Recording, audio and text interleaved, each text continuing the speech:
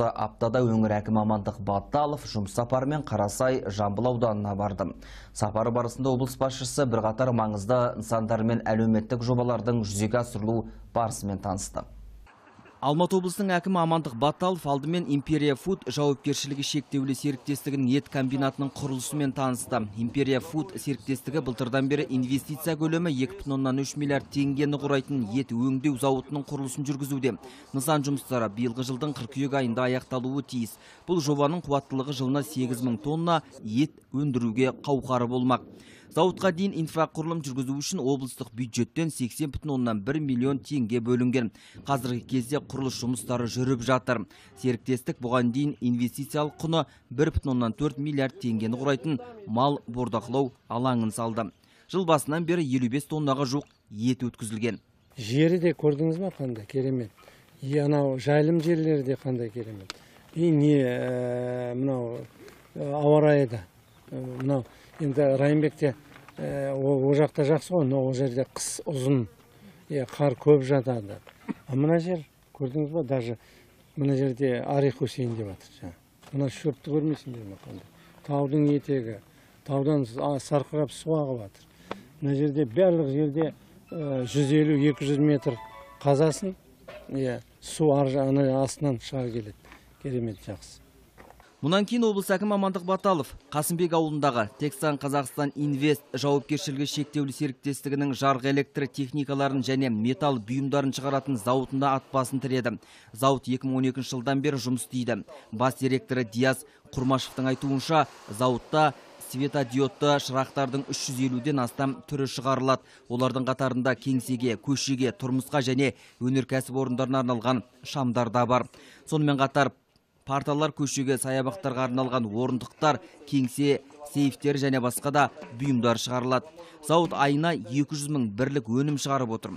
Бұл еліміздегі нарық сұранысының 70%-ын қамтып отыр деген сөз. Зауыттың өнімдері таяу шетелдерге, сонымен қатар Парсы шығанағы мен Латын Америкасына экспортталады. 2016 жылы Дубай мен Панама қалаларына филиалдары ашылған. Өндірілген өнімдегі қазақстандық мазмұн 92%-ді құрайды. Жыл сайын зауыттың техникалық жарақтандырылуына 500 миллион теңге инвестиция тартылады. Зауытта 220 жұмысшы бар. Облыс басшысы Амандық Баталов осындай сапалы дүниелерді Талдықорған қаласын көркейту жұмыстарына қолдануды қарастыруды тиісті мамандар алдына жүктеді. Сондай-ақ облыс әкімі Жамбыл ауданындағы табыс шаруашылығына ат басын бұрды. Аталмыш қожалық сүт өнімін дамытуды қолға алып отыр. Қазір біздер техникалардың бәрі бар, қармағой базамыздың бәрі көп. Бәрі дайындадың да? Олардың бәрін салып тастадың да? Бәрін салып біттік. Жобаның жалпы құны 1 миллиард 780 миллион. Оның 272 миллион, 15% табыс шаруа қожалығының үлесінде. Қалған Казагрофинанстан 7 жыл несие ретінде 6% кредит алды.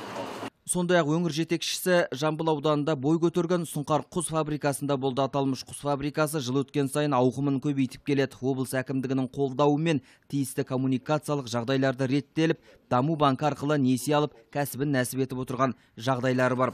Жамбыл ауданындағы ауыл шаруашылығы жағдайы және инвестициялық ахуалымен танысқаннан кейін Амандық Баталов Алматының іргесіндегі Қарасай ауданында болды. Отандық өндіріс көлемін арттырып, тауарларын жандандырып, нарыққа шығарып отырған қарасайлық кәсіпорындардың жағдайы жаман емес. Инвестиция тарту арқылы негізі қаланған кәсіпорындар аудан тұрғындарын жұмыспен қамтып отыр. Шара барысында облыс әкімі аудандық билік өкілдерінің алдына бірқатар нақты тапсырмалар жүктеді. Мақсат елбасының бағдарламасын бұлжытпай орындап, елдің еңсесін еңсеру. Сонымен қатар инвестициялық әлеуетті бұдан әрі жаңғырта отыра көптеген жұмыс орындарын ашу. Бүгінгі сапарымыз өте оң болды деп ойлаймын. Мынау өздеріңізде көріп жатсыз, қандай керемет істер істеліп жатыр. Оның барлығы мынау біздің кәсіпкерлердің, бизнесмендердің арқасында. Оларға кішкене қолдау жасаңыз, олардан үлкен сондай нәтиже болады. Керемет нәтиже болады. Анау жап-жас жігіт 1000 гектарға жаңғақты еккенін көрмейсіңдер ме? Сосын сол жаңғақты 1,5 жылдың ішінде, 2 жылдың ішінде Европаға апарып сатам деп жатыр. Экспортқа. Жаңа мынау кондитерский, жаңа конфет, печенье шығаратын фабрика 1000 адам жұмыс істейді. 1000 адам. Мына жердегі қырғыздардан бастап Россия, Қытай, Непалға дейін конфет пен печеньелары, вафлялары, халвалары сол жерге дейін жеткізіліп жатыр. И соның нелерінде анау упаковкасында Қазақстанда шығарылған өндірісі деп жазылып қойған. Елбасының берген тапсырмасы солға.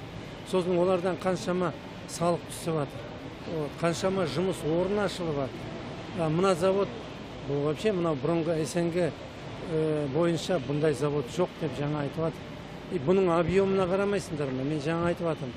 Бұрын Талдықорған облысындағы ең үлкен завод, флагман завод деп айтады ғой. Анау Талдықорғандың аккумуляторының заводы осы жылы 18 миллиард теңгеге мынау өндірістің шығарған несі, өнім шығарған өнімнің несі қаражаты, көлемі 18 миллиард жаңа жетіп жатса, мына завод бір жылдың ішінде 18 миллиардқа шығып жатыр. Міне, 500 адам жұмыс істейді дейді. Мынаның очередте тұрды қазір. Ана жаңа көрдік қой, 3 линия ма, 4 линияның біреуі Түркменстанға жасалып жатыр дейді. Бутылкалар. Түркменстан бізге осы жерге заказ беріп, соған жасап жатырмыз деп жатыр. Міне, қандай керемет. Өнердің өрге басуына еңбек етіп